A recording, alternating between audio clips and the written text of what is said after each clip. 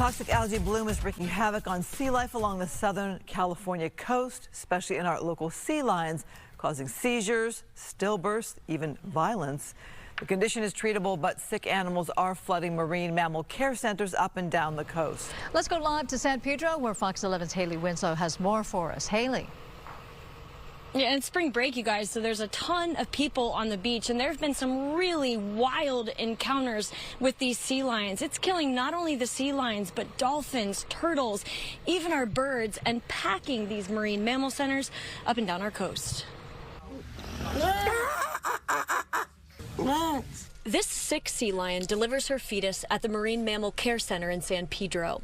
Unfortunately, the pup won't make it, but it's mama's only chance, says veterinarian Dr. Alyssa Deming. The only way to flush the toxin out of the mom and make sure we're able to save her is to induce a premature labor and clear that fetus and the amniotic fluid out. And unfortunately, these fetuses are too early on in gestation to be able to survive outside the mother, so our only option for them is humane euthanasia. Like all the other pregnant sea lions in here, she's extremely sick from the worst toxic algae bloom to hit the Southern California coast, currently in its 5th week. It's called Pseudonychia, and it produces domoic acid, which is a toxin that gets ingested into the food system through little fish that eat algae. Bigger fish eat them, and then sea lions and dolphins in particular are affected by this that eat the fish. The domoic acid, or DA, causes seizures in sea life. The longer the bloom, the more they ingest, the worse the outcome. It's so neurologically compromising, it can cause violent behavior. An Oxnard surfer out of the ER, but in physical therapy, tells me on Saturday a sea lion charged at him 7 times, biting his bottom. Marine Mammal Care Center CEO John Warner calls the encounter uncharacteristic, even under these conditions. These are still the lovely, lovable, cuddle puddle oriented sea lions that we have come to know and love. But unfortunately, they're sick. What are the chances of an animal coming in with DA actually surviving?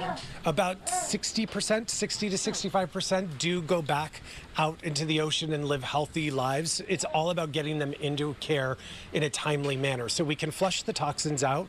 Our hope is that we get them in time to be able to do that, and that it hasn't already had permanent brain damage occur. But time is critical. Resources are limited, and rescuers are inundated.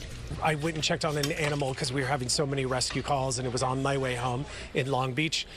Got to the animal, it's getting dark, and she's in the water line seizing, still active, so you can't just go up and pick her up and move her. And it was getting to the point we couldn't rescue her that night. And that image still stays with me, knowing, did she make it? Did she drown? That's happening all the time. It's important on so many levels that we take moments like this that make us want to run and hide under the covers of our bed and instead get us out and talking about it and letting people know that this is important to us. So these marine mammals need us to be their voice. A field trip today with these little kids, they just left. They wrote these letters to our local leaders asking them to help our animals in need and take care of our ocean and our environment. And just for reference, this Marine Mammal Center usually budgets 300 animals for the entire year. So it's only March, and they've already cared for 200 sea lions. That's the medical bills, the food, and the nutrients they need to hopefully survive. And that means these Marine Mammal Centers need us to survive. They're really reliant on our donations. You can go to marinemammalcare.org if you'd like to help. Reporting live here in San Pedro, I'm Haley Winslow, Fox 11 News.